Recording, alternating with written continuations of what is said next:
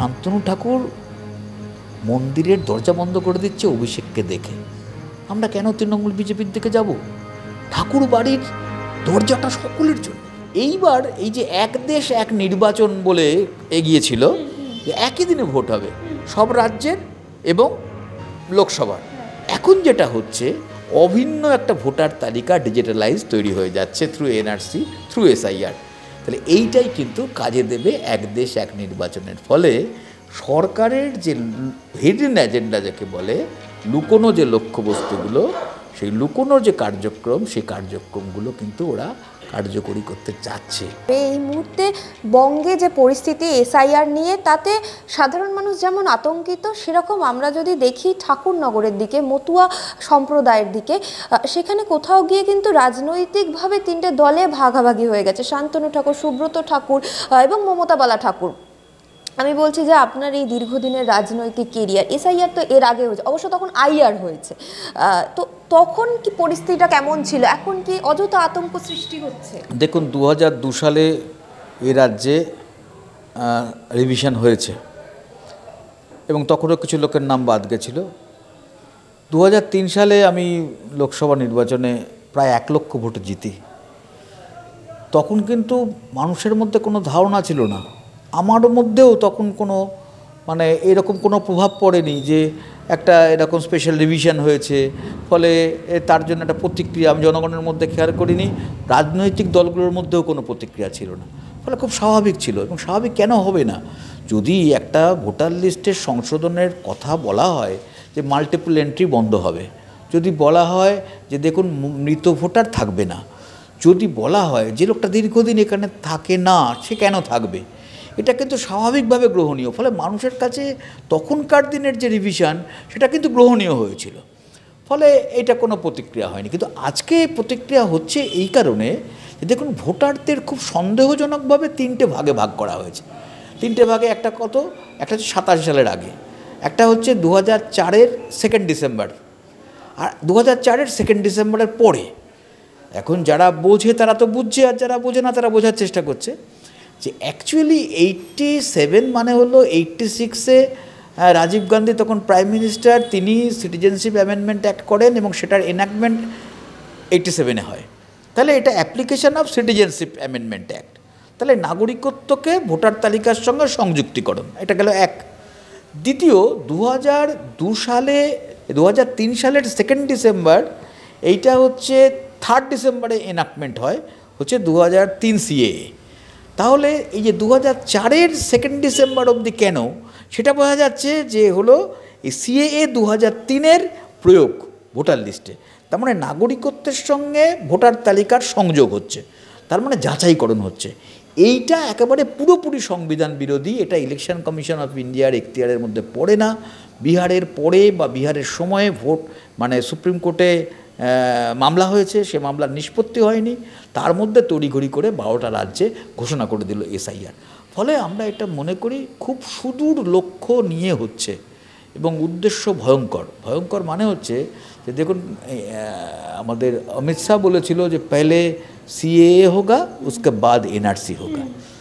তাহলে কি সিএএ হচ্ছে through SIR in the electoral list, number 1। এখন যে ফেজে আছে সেটাকে বলা হয় ন্যাশনাল পপুলেশন রেজিস্টার। তার মানে সিএএ থেকে এনপিআর হচ্ছে। গোটা দেশের সকল রাজ্যগুলোতে যখন এই ভোটার লিস্টগুলো কমপ্লিট হবে, সেটা হচ্ছে এনআরসি। তাহলে এনআরসি হয়ে গেল। এইবার এই যে এক দেশ এক নির্বাচন বলে এগিয়েছিল, যে একই দিনে ভোট হবে সব রাজ্যের এবং লোকসভার, তাহলে সেইটা মাথা পেয়েছিল লোকসভাতে এবং রাজ্যসভাতে। কেন না, এটা বহুত্ববাদ বিরোধী, এটা গণতন্ত্র বিরোধী, এটা যুক্তরাষ্ট্রীয় কাঠামো বিরোধী। কিন্তু এখন যেটা হচ্ছে, অভিন্ন একটা ভোটার তালিকা ডিজিটালাইজ তৈরি হয়ে যাচ্ছে থ্রু এনআরসি, থ্রু এসআইআর। তাহলে এইটাই কিন্তু কাজে দেবে এক দেশ এক নির্বাচনের। ফলে সরকারের যে হিডেন এজেন্ডা যাকে বলে, লুকোনো যে লক্ষ্যবস্তুগুলো, সেই লুকোনো যে কার্যক্রম, সেই কার্যক্রমগুলো কিন্তু ওরা কার্যকরী করতে চাচ্ছে। 2024 সালে নির্বাচনী ইস্তাহারে বিজেপি বলেছিল যে এনআরসি হবে না, আমরা এনআরসি চাই না। মানুষের ভোট নেওয়ার জন্যে। এনআরসি বিরোধী যে আবহাওয়া গোটা দেশে তৈরি হয়েছে সেটার দিকে তাকিয়ে কিন্তু ওরা কায়দা করে আজকে এসআইআরের ভেতর দিয়ে ওরা ভোটার লিস্টের মাধ্যমে ওরা শেষ অবধি সিএটাকে প্রয়োগ করলো। ফলে এইটা হচ্ছে একটা বহুমাত্রিকতা কি করতে যাচ্ছে সুদূর লক্ষ্য প্রসারী সেইটা নিয়ে। এবং স্যার আরও একটা বিষয়, সেটা হচ্ছে যে এই যে ঠাকুরনগরে মতুয়ারা যে এসে থাকছেন এত বছর ধরে, এবং সেখানে এই যে একটা রাজনৈতিক আঙ্গিক দেওয়া হয়েছে যে মমতা বালা ঠাকুর অর্থাৎ তৃণমূল কংগ্রেস আসার পর থেকে এই যে মতুয়াদের মধ্যে উন্নতি করা হয়েছে, সে শিক্ষা বলুক নানানভাবে। আবার অপরদিকে শান্তনু ঠাকুর বলছে যে আমি কেন্দ্রীয় মন্ত্রী হওয়ার পর এখানে উন্নতি করেছি।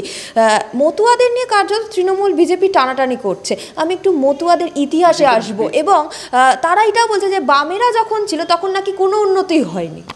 দেখুন, প্রথম কথা হচ্ছে আমি একটা জিনিস আপনাকে বলি যে হরিচাঁদ ঠাকুর যখন এই মতুয়া মত নিয়ে আসেন তখন কিন্তু উনি ব্রাহ্মণ্যবাদকে দেখেছেন, যে ব্রাহ্মণ্যবাদের ভেতরে এমন আছে যে তথাকথিত নিম্নবর্ণ যেগুলো তারা যদি আজকে কোনো জায়গায় যায় সেখানে গোবর লেপে দিতে হয় শুদ্ধ করার জন্য সেই জায়গাটা।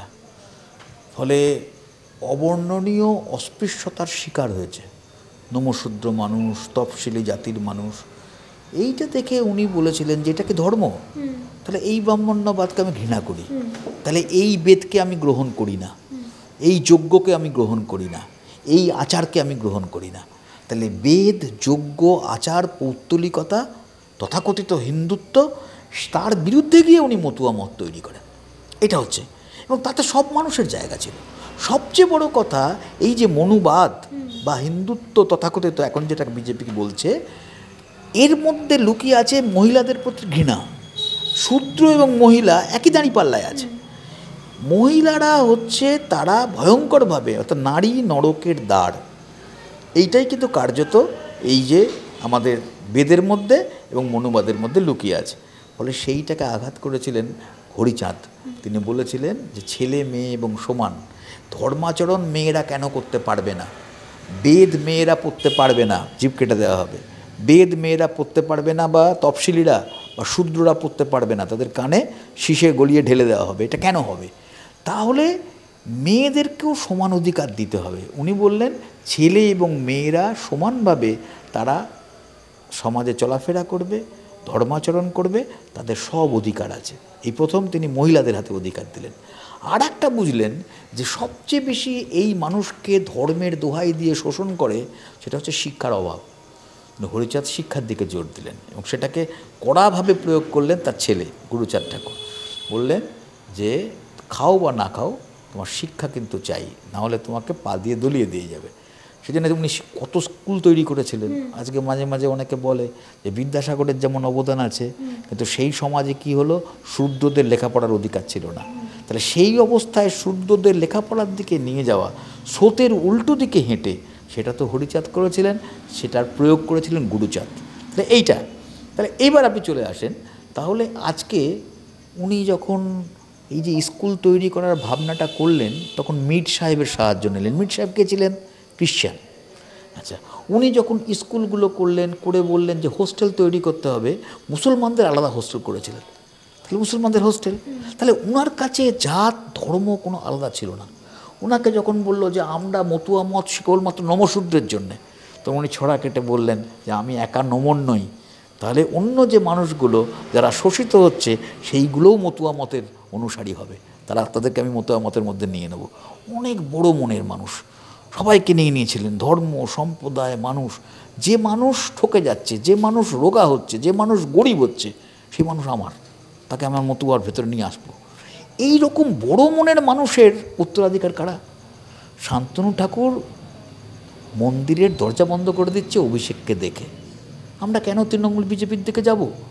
ঠাকুর বাড়ির দরজাটা সকলের জন্য, Trinamool, BJP, CPM, SUCI, forward block, যেই হোক না কেন, এই সংকীর্ণতা কেন? তাহলে কাড়াকাড়ি, রাজনীতির কাড়াকাড়ি। উনি বলেছিলেন যার দল নেই তার বল নেই, দল উনি করতে বলেছিলেন, কিন্তু সেই দলটা কি সংকীর্ণতার দল?